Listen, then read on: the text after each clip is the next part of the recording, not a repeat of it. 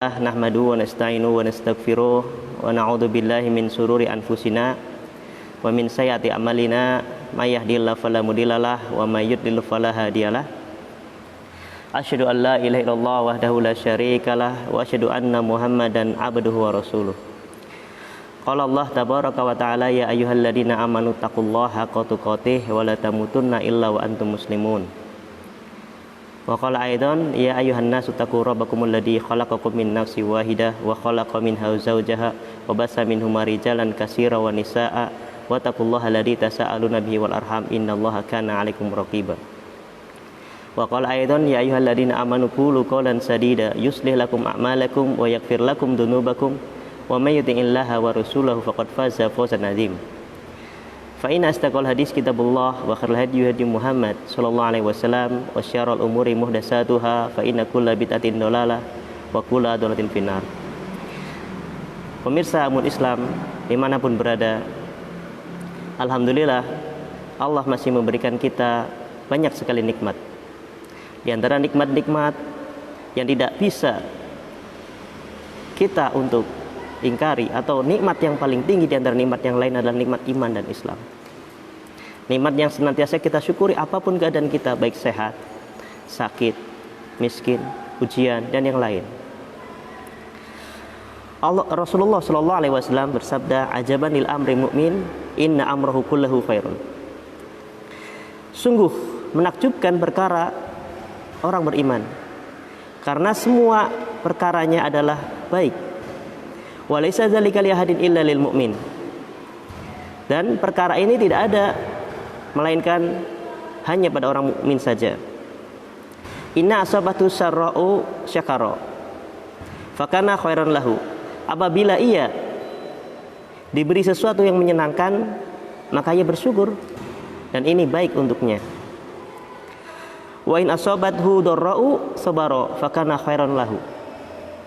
Dan apabila dia ditimpa dengan sesuatu yang tidak menyenangkan, maka ia bersabar dan ini baik untuknya. Syekh Muhammad bin Abdul Wahhab berkata dalam kitab Al-Qaidul Arba,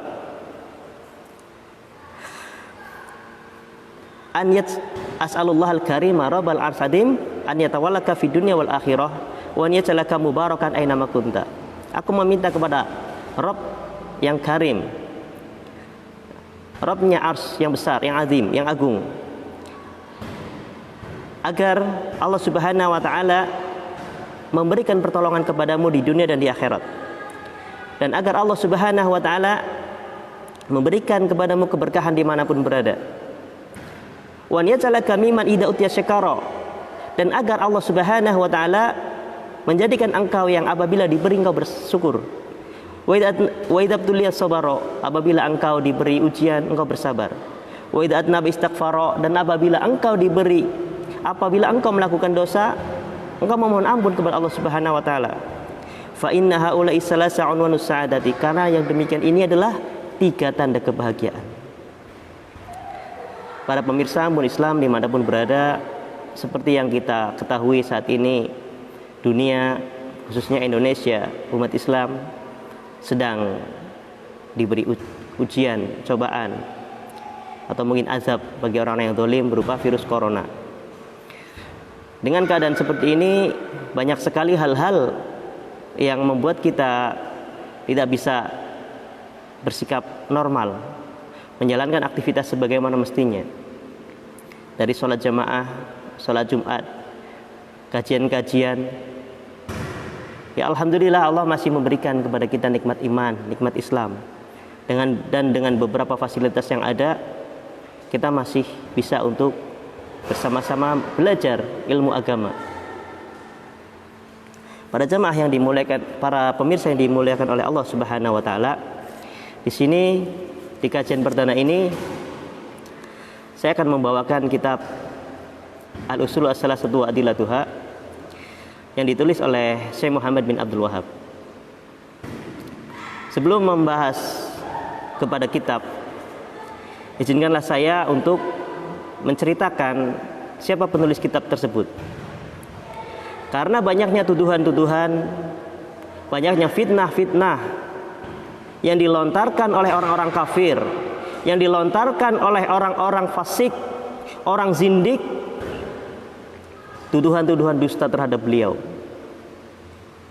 Tidak tersembunyi bagi kita para pemirsa, bagaimana tuduhan-tuduhan yang kejam berupa apa? Berupa orang-orang Wahabi, termasuk agen Yahudi.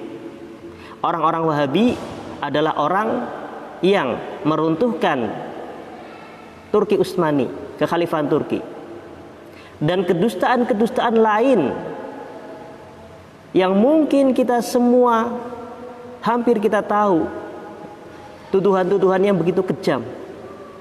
Karena itu, sebelum masuk ke dalam pembahasan, saya ingin sedikit berkisah, membawakan kisah beliau.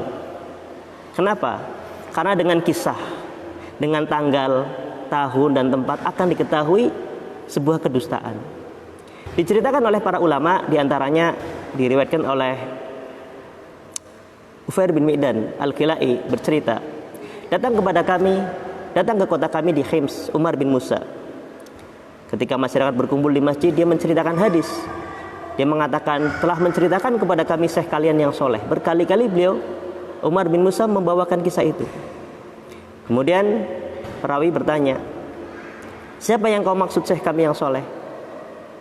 Dijawab, Khalid bin Mi'dan. Kapan kamu bertemu dengan beliau? Tahun 108 Hijriah. Di mana engkau bertemu? Ketika peperangan Armenia. Maka dibantah, ya, bertakwalah kepada Allah dan jangan berdusta. Syekh kami meninggal pada tahun 104 Hijriah dan engkau mengatakan bertemu pada tahun 108 Hijriah. Berarti engkau bertemu 4 tahun setelah syekh kami wafat. Dan Syekh tidak pernah mengikuti peperangan Armenia, tapi beliau mengikuti peperangan Rum. Kisah yang kedua dibawakan oleh para ulama, bahwasanya ada seorang Yahudi membawakan surat yang ditulis oleh Muawiyah, berisi tentang pembatalan jizyah terhadap orang Yahudi. Dan tulisan itu tertanggal pada saat terjadinya perang Khaybar, yaitu tahun 7 Hijriah. Dibawakan kepada ulama untuk meneliti kesahihan kisah tersebut, kesahihan naskah tersebut. Kemudian salah seorang ulama melihat dengan seksama dan mengatakan, surat ini dusta. Surat ini dusta. Orang yang hadir bertanya, bagaimana engkau tahu? Katanya surat ini ditulis saat terjadi perang Khaybar. Penulisnya Muawiyah bin Abi Sufyan. Khaybar terjadi pada tahun 7 Hijriah. Sementara Muawiyah bin Abi Sufyan masuk Islam ketika Fathu Makkah 8 Hijriah. Kemudian di dalamnya ada saksi yang bernama Sa'ad bin Mu'ad. Sa'ad bin Mu'ad wafat saat perang Khandaq 2 tahun sebelum perang Khaybar. Jadi dengan tahun, ya, dengan tarikh, para ulama mampu membongkar kedustaan para pendusta. Para pemirsa Ambon Islam dimanapun berada, Syekh Muhammad bin Abdul Wahab, nasabnya adalah Muhammad bin Abdul Wahab bin Sulaiman bin Ali bin Muhammad bin Ahmad bin Rasid bin Burid bin Muhammad bin Musrif bin Umar min Bani Tamim. Dilahirkan pada tahun 1115 Hijriah atau bertepatan dengan tahun 1703 Hijriah. Wafat pada tahun 1206 Hijriah, bertepatan dengan tahun 1792 Hijriah. Perhatikan, Syekh Muhammad bin Abdul Wahab lahir pada tahun 1115 Hijriah atau bertepatan dengan tahun 1703 Hijriah, 3 Masehi. Wafat pada tahun 1206 Hijriah, bertepatan dengan 1792 Hijriah. Kenapa saya menekankan tentang tanggal lahir beliau dan wafat beliau? Karena salah satu propaganda yang dilancarkan oleh orang-orang kafir, baik itu orientalis atau orang yang memusuhi dakwah sunnah, ya, mereka berpegangan dengan 2 kitab. Yang satu sebuah buku yang ditulis oleh Hamper dengan sebuah buku yang berjudul Memoir Mr. Hamper, diterjemahkan ke dalam bahasa Arab yang berjudul Itirafat Jasus Injilisi, dan juga kitab yang ditulis oleh Zaini Ahmad Dahlan, seorang mufti bermazhab Syafi'i, dengan judul Khulasatul Kalam dan Situ Duror. Perhatikan para pemirsa, fitnah yang tersebar di masyarakat. Sebelum kita masuk kepada kisah beliau yang penuh dengan keberkahan, saya ingin menceritakan ini di awal kitab, karena ini tidak akan diulang lagi pembahasan ini. Dan saya hanya ingin masyarakat tahu ya, bahwa fitnah-fitnah itu lebih rapuh daripada sarang laba-laba, lebih rapuh dari sarang laba-laba. Pertama, dikatakan Syekh Muhammad bin Abdul Wahab atau orang-orang Wahabi termasuk orang yang aktif meruntuhkan dinasti kekhalifahan Turki Utsmani. Turki Utsmani runtuh pada tahun 1924.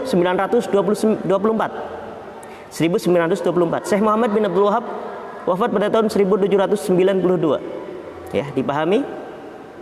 Jadi kedustaan. Dan sejarah mencatat bahwa Turki runtuh oleh ulah Kemal Pasha Atatürk. Ya.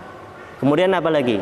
Kemudian Hamper mengatakan, ini kebanyakan orang, bahkan sebagian dai mengatakan negara Saudi adalah bikinan Yahudi, ya, agen Inggris.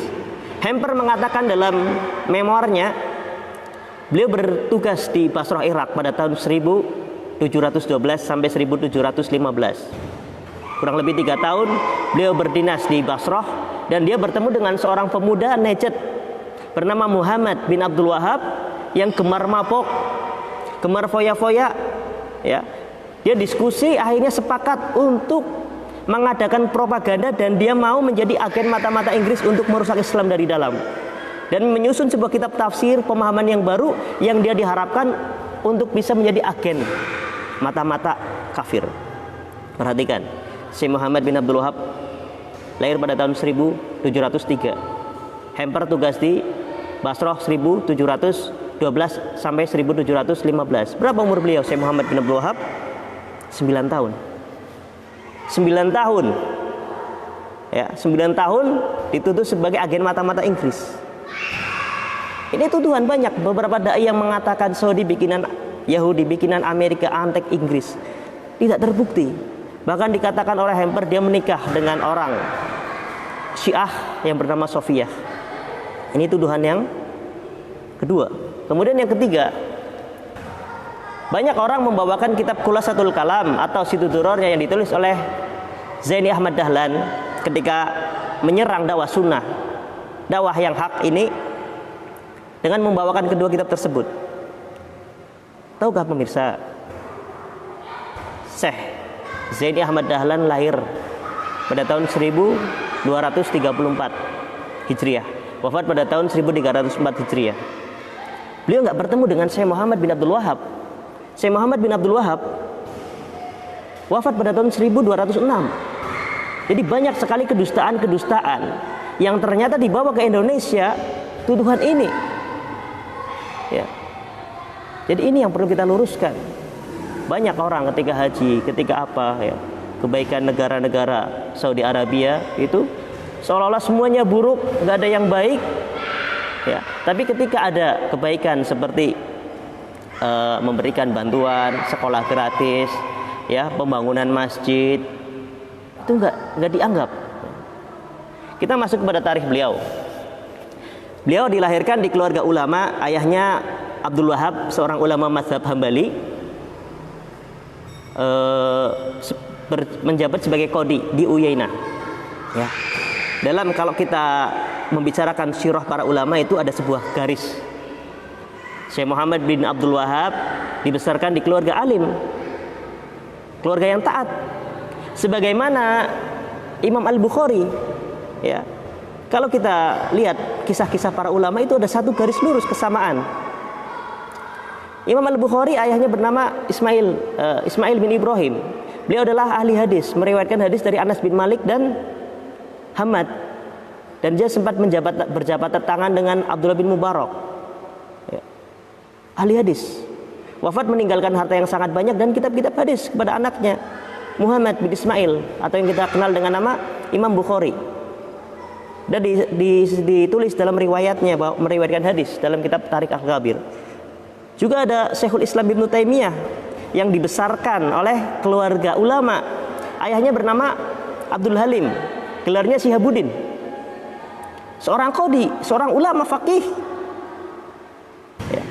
Syihabuddin ini, Abdul Halim belajar kepada ulama besar, kunyahnya Abdul Barokot, namanya Abdus Salam, gelarnya Majduddin.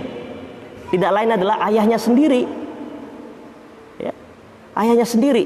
Jadi kakeknya Ibnu Taimiyah yang bernama Abdus Salam bin Abdullah, yang penulis kitab Al-Muntaqa, Al-Muharrir dan Al-Muharrir dan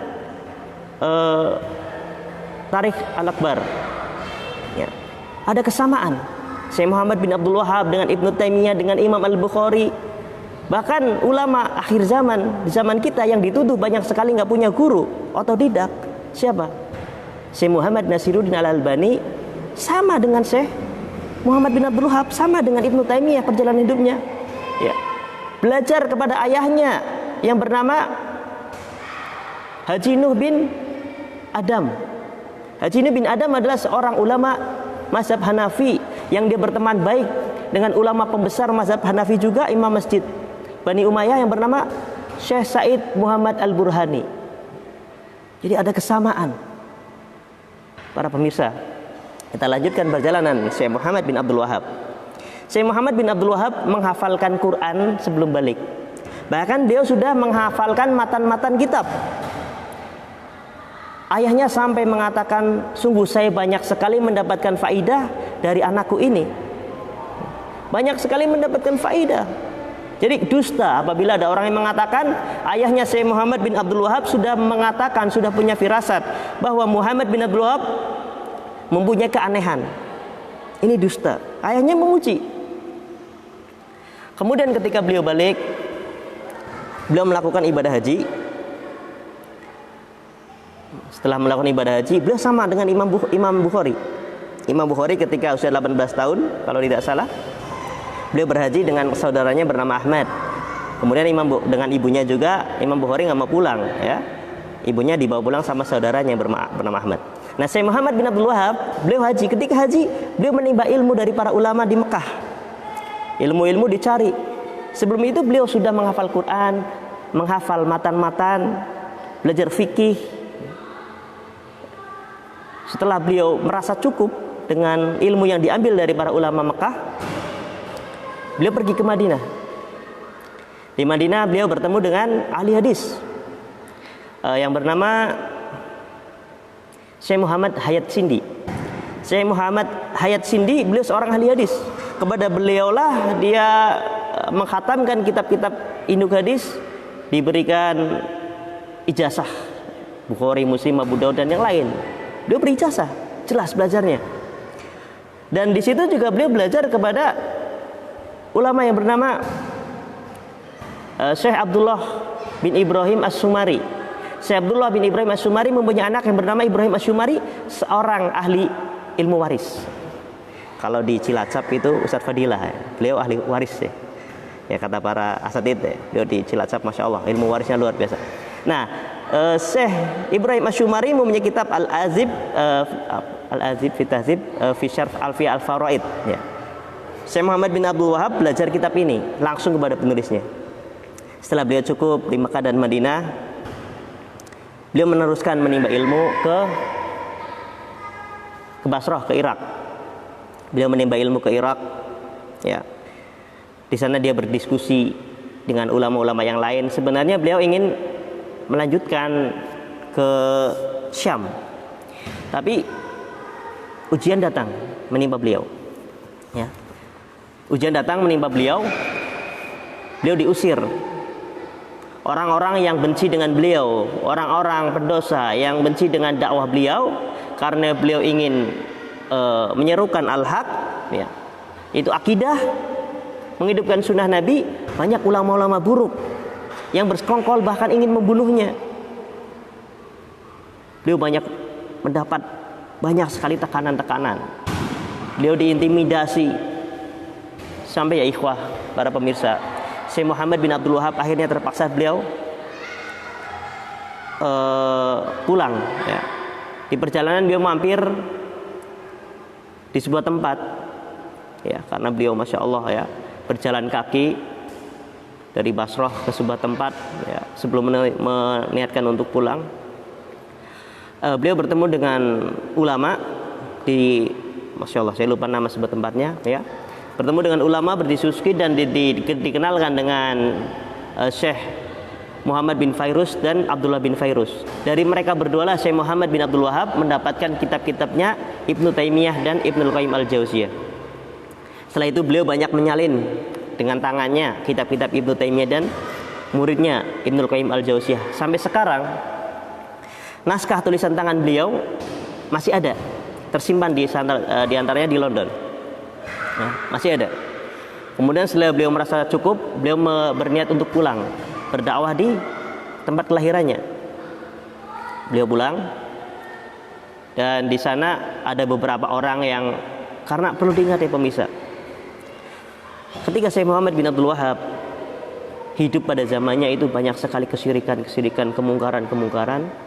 Kuburan disembah, orang meminta ke kuburan, orang berobat ke dukun, ya, sembelihan untuk selain Allah.